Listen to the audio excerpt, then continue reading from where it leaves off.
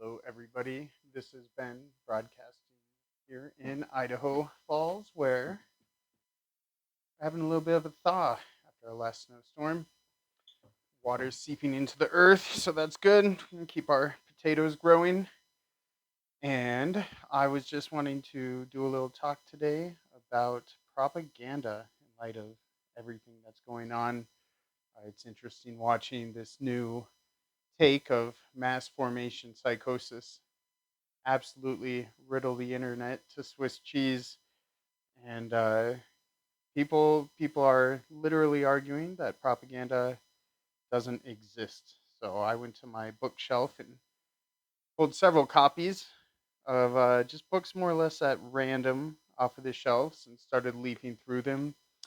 The first one I grabbed was actually Plato and his dialogue with Meno about virtue, in which they bring up several times the necessity of public opinion, how it's managed, and how good statesmen do it, and how bad statesmen do it, and whether or not it's valid. Back in those days, they had conversations about things that mattered. There was no argument that society was socially constructed. It was obviously socially constructed. Uh, Concepts about what a city is and how it's built and run were prime for the intellects of the day. Today, we take a lot of the things for granted. We're going to argue about who uh, who can be allowed on which swim team to crush which records or something of that dull nature. But the philosophers of old really knew that civilizations were fickle. They fell apart very quickly, rapidly. They were interested in how they were maintained, how to continue them their long march through history. I also picked up a copy of Edward Bernays' Public Relations, and he talks about in that book. It's really big, his pat on the back for himself, how smart and how great he was in getting the U.S. involved in world wars and whatnot, convincing people that smoking is good for you. Those things. You can watch a documentary that BBC put out a long time ago. Remember the name? History of the Self, something like that. A four-part documentary series where he shows how he convinced all the women at the time to start smoking, since it was considered very unladylike to smoke cigarettes. So he got a bunch of suffragettes and paid them at a Macy's Day parade or some parade. And at the end of them, they lit their cigarettes, defying act of rebellion. We all love a rebel, and paid them to call them torches of freedom. So now it was uncouth to hold the opinion that women shouldn't smoke because that was tied in with the letting women vote, letting women express themselves. That's how it's done. It's quite simple, really. You just take two concepts and you merge them together. And if you are in favor of one, then it should follow that you'd be in favor of the other. Speaking of the snow, every time it snows, you go out and you talk to people, and they go, "Oh, thank God for the snow. We really needed the water." I've been hearing it for 36 years on this rock. Every time it snows, that's what people will say, and people really do like to say self-evident things. They like to assume self-evident things because if everybody is under the same assumption, water good, we need water. That's really how people measure their sanity is against each other. Never had that problem. I don't know why. I've never just blindly accepted what I was told via media or school. I dropped out of school, dropped out of high school, junior year, maybe the end of my sophomore year. I started leaving school because I wasn't learning anything of value.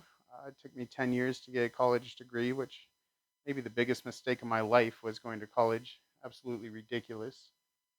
And for those who knew me there, they knew that I fought it kicking and screaming the whole way because everyone wants you in a box these days. You're trained from the beginning to be put into a box. the box, you're easy to predict. You're easy to predict. You're easy to control. You're easy to control. You can do other predictions, like maybe how you're going to do quarterly in the stock market. Like I said, people have always been like this down through the ages, down through history, and some people have not. They're the outsiders. Many of those people have been martyred or much worse. Today, they're ridiculed on Twitter relentlessly. Uh, I use Twitter a lot, but Twitter can keep itself. That's for sure. But propaganda is a real science. It's been studied for quite a long time. I suppose I'm kind of lucky to have the experiences I had in my life, the dropping out of school and the seeking of individual formation of my own mind. Individual formations are good. Mass formations are bad. You think about what a form is, or in the military, a uniform. Everyone has one form. They're all the same. And that's really the goal of propaganda, is to make a solid opinion, uh, one that is unifying and one that people will begin to assume is self-evident. If everyone assumes it's self-evident, like water is good and we need it, then it will carry itself quite forward. Any division or any nuance or any different thoughts on the subject is immediately stamped out. It's like Lenin. Lenin said, "We will win by slogans," and that's all you get nowadays. You get anti this, anti that. Are you for or are you against? Against. You're an other. You're one of the baddies, right? Say that we want to be inclusive. We want diversity, equity, and inclusion in all things, but it doesn't include thought, does it? So at one point in time, it used to be that beware of Greeks bearing gifts because people used to read the classics, Homer. They knew about Troy. Now people like Brad Pitt, but they don't pay attention. What a Trojan horse is, right? Maybe in 2018, they would say if something's free, you are the product. Well, now what's being offered for free? What can you line up and get for free? Maybe you need another one because the first one didn't work. Maybe you need another one after that because the second one didn't. It's all free though. And it's all for your own good because these companies they aren't driven by the market. They just all the CEOs and boards are up all night. They're just in agony. They're just worried about public health. They really care about you. I'm sure you got Christmas gifts, or maybe that was at the grocery store you went in. That's where your Christmas gifts were, and you could get it for free. Obviously, it's not free. Nothing is. Someone's got to pay for it. But it might be you. So I just want to read a few paragraphs here from Jack C. Lowell. Propaganda, the formation of men's attitudes. I remember in elementary school all the time. You have to have a good attitude. Have a good attitude. That's what they would teach you. He also wrote the Technological Society. Very good. I also pulled another book. I probably won't read so much of this because it'll be a little bit confusing of a segue. But the human use of human beings, the Capo series in science, and that's cybernetics in society. He talks about a lot of the importance of keeping military implications secret. Being in the military, I'll tell you that there's not a better place for paranoids and neurotics than in the military. They thrive in that environment, and they want to keep everything a secret. Watch the Born Identity. Last night, the Born ID, BORN, for those who know. And that's quite something. The amount of money that's just swirling around, being invested just to study you. That's what's going on right now. There's a big game going on in the world, and everyone's seeing how people are reacting, who's going to react.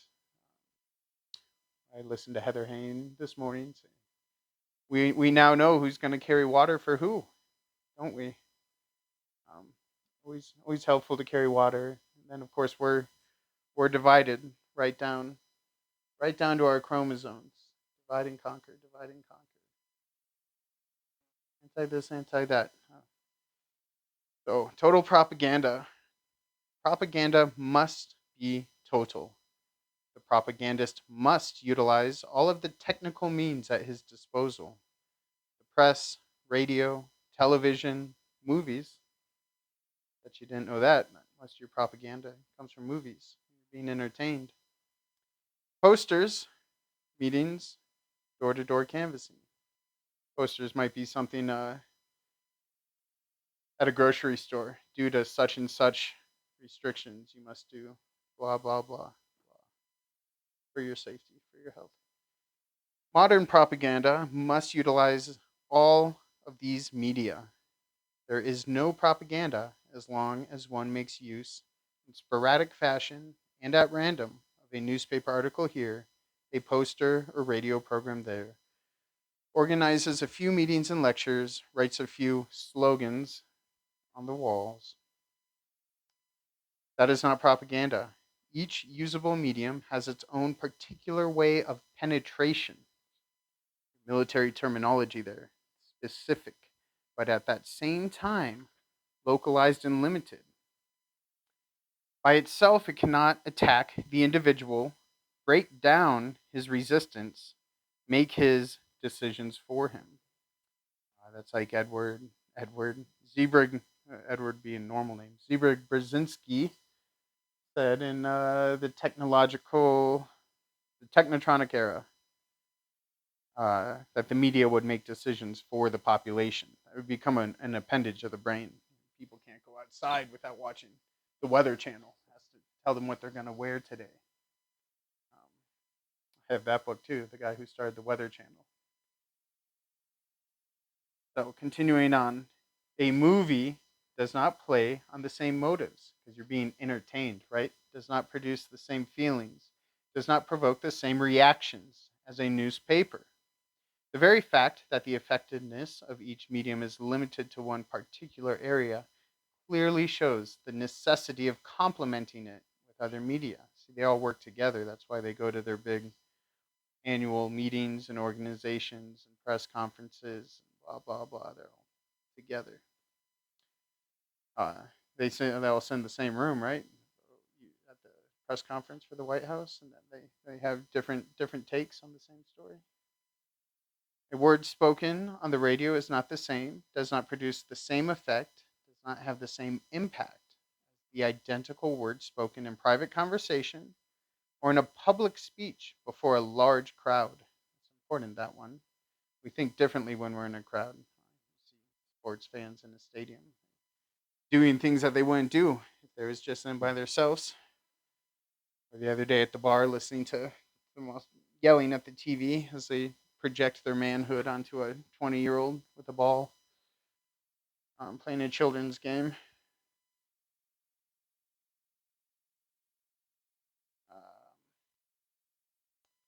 To draw the individual into the net of propaganda, maybe you'd want to call it an internet, each technique must be utilized in its own specific way, directed toward producing the effect it can best produce, fused with all of the other media, each of them reaching the individual in a specific fashion, making him react anew at the same theme, the same direction, but differently. Differently is in italics. Emphasis his. Thus, one leaves no part of the intellectual or emotional life alone. Man is surrounded on all sides, man and men. For we must also bear in mind that these media do not all reach the same public in the same way. Those who go to the movies 3 times a week are not the same people who read newspapers with care. The movie crowd's much easier to convince, believe you me. The tools of propaganda are thus oriented in terms of their public and must be used in concerted fashion to reach the greatest possible number of individuals. For example, the poster is a popular medium for reaching those without automobiles. Might have it in a bus stop or something. Radio newscasts are listed too in the better circles. We must note, finally, that each medium includes a third aspect of specialization. saving for later analysis of the fact that there are quite diverse forms of propaganda. Each medium is particularly suited to a certain type of propaganda. The movies in human context are the best media for sociological propaganda in terms of social climate. It's your PC, your political correctness, slow infiltration, progressive inroads, and overall integrations. Learn through osmosis. Become a cog in the machine, no different than all the other cogs in society. Public meetings and posters are more suitable tools for providing shock propaganda, intense but temporary, leading to immediate action. We saw that maybe 2 years ago, didn't we? The press tends more to shape general views. Radio is likely to be an instrument of international action in psychological warfare, whereas the press is used domestically. That's all warfare, isn't it? In any case, it is understood that because of this specialization, not one of these instruments may be left out. They must all, in italics, be used in combination. The propagandist uses a keyboard and composes a symphony, like the Wizard of Oz, or the architect in the Matrix. It is a matter of reaching and encircling the whole man and all men. Propaganda tries to surround man by all possible routes, in the realm of feelings as well as ideas, by playing on his will or on his needs, through his conscious and, emphasis mine, his unconscious, assailing him in both his private and his public life. It furnishes him with a complete system for explaining the world. You see, it's self evident. You got it all figured out, don't you? From reading the ticker tapes on every news channel, every morning TV. It's on Twitter, it's on YouTube, where they blasting you with the same thing, over and over and over again from every source. So it must be true, right? It must be true.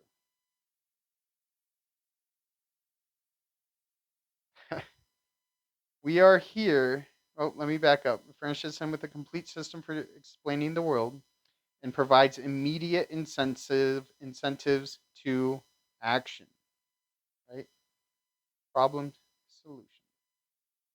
We are here in the presence of an organized myth that tries to take hold of the entire person. Through the myth it creates, propaganda imposes a complete range of intuitive knowledge, susceptible of only one interpretation, emphasis mine, unique and one sided and precluding any divergence. So if you disagree, you're an anti whatever pejorative you want to use. You hate bullies, but you are one, aren't you? This myth becomes so powerful that it invades every area of consciousness, leaving no faculty or motivation intact. It stimulates in the individual a feeling of exclusiveness. Aren't you the good one? Don't you care so much? That's why you wear something over your face that even the surgeon said would do nothing. And produces a biased attitude. A biased attitude. You ever wonder why surgeons wear masks? You ever look into that? But you didn't. The myth has such motive force that once accepted, it controls the whole of the individual, who becomes immune, funny word, to any other influence. This explains the totalitarian attitude that the individual adopts. My way or the highway, right, Jack? This isn't about you. Wherever a myth has been successfully created, that simply reflects the totalitarian action of propaganda on him.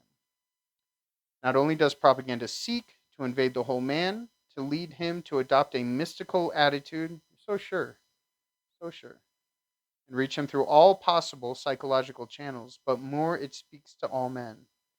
Propaganda cannot be satisfied with partial success, for it does not tolerate discussion. Fact checkers, much? By its very nature, it excludes contradiction and discussion. So I'll stop there. That's enough for you to get the point. That's just pages 10 and 11. The 300-page book by a very notable Jack C. Lowell. Born in 1912, he taught in French universities until he was discharged. Oh, he joined and fought in the resistance. You think the rebels are the good guys, don't you? What you think? So there you have it. If you're confused about what's going on, why you see something that's so totally aggrandizing on every platform, on every channel, blasting away 24/7, ticker tape. Today there were this many numbers, and we're predicting this rise, and there's going to be this many numbers, and we didn't see that coming, and it's always new, and it keeps it pretty scared, doesn't it? It's pretty scary, worrying about your health. You got health problems, they got you over the barrel, right? Especially if they have the solution to your problem, or so it would seem. Seems like some people are being quite unhealthy based on measures they've taken for their health. But it's got to be total, and you got to be scared. Going back to Plato, you can read about that, or just go to the medieval times and castles. And for one night, I forget how many peasants it took for one night to pay for all the armor, and the feed for their horses, specially bred horses.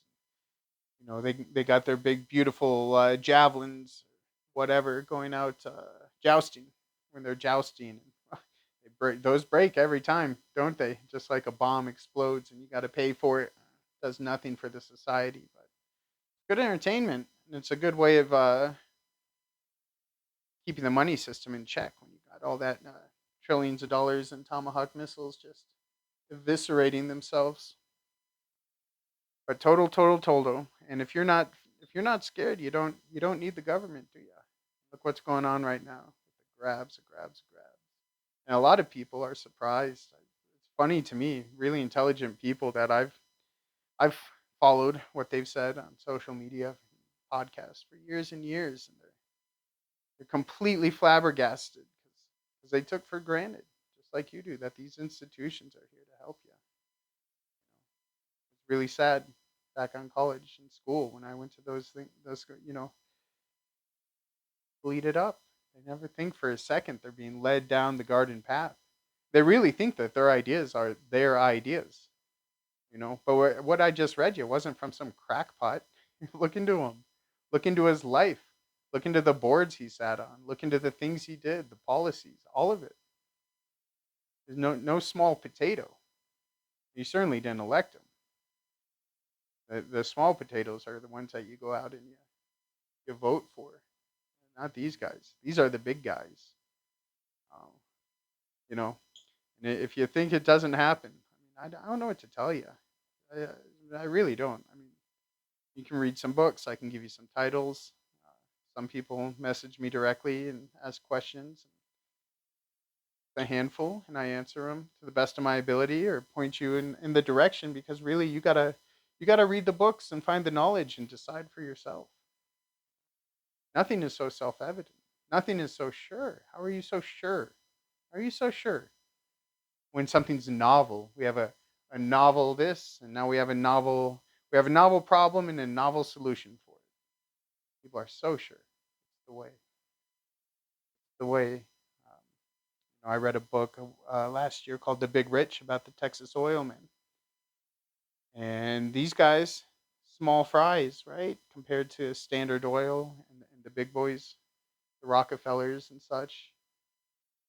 And they would play pranks on each other, including building entire roller coasters, like you'd see at Six Flags or into theme parks. Giant roller coasters over a weekend to surprise someone when they came home. That they'd have a roller coaster going around the front yard of their mansion. That's how much money they had to make it happen. Money, throw money at it and make it happen. And then they get bored after a couple days and tear down roller coaster and throw it in the trash. The conspiracies these people went through and trying to corner the silver market and buy up all the silver in the world.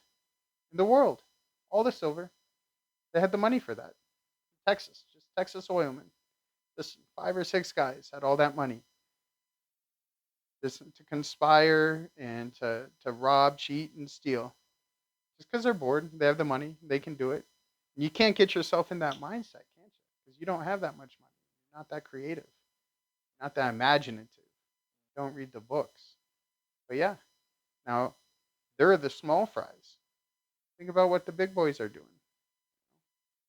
And if you look at certain companies today and the returns are getting, oh me, oh my, oh me, oh my. Look at all that money coming straight from the taxpayers right into the pockets worldwide. Worldwide. Never seen such a smash and grab. Never existed before on this scale that we know of. Not in the history books for the last 10,000 years, anyway.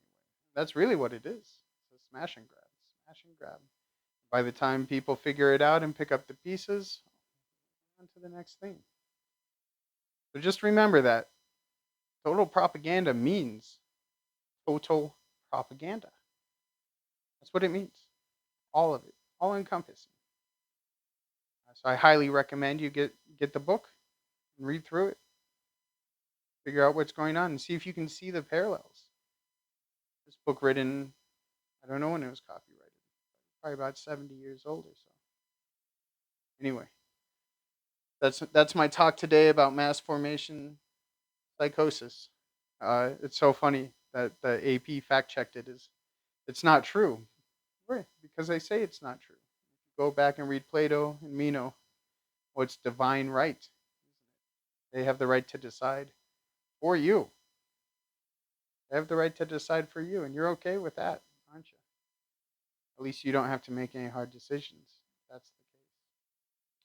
So glad to be talking and reading again, and always grateful to the people that take the time to listen to what I have to say, because there's a lot of voices out there, and most people would prefer the echo chamber. Like I said, water is good. Everyone knows that, so I don't have to stretch my head and think about the different types of water. What's the difference between tap and reverse osmosis?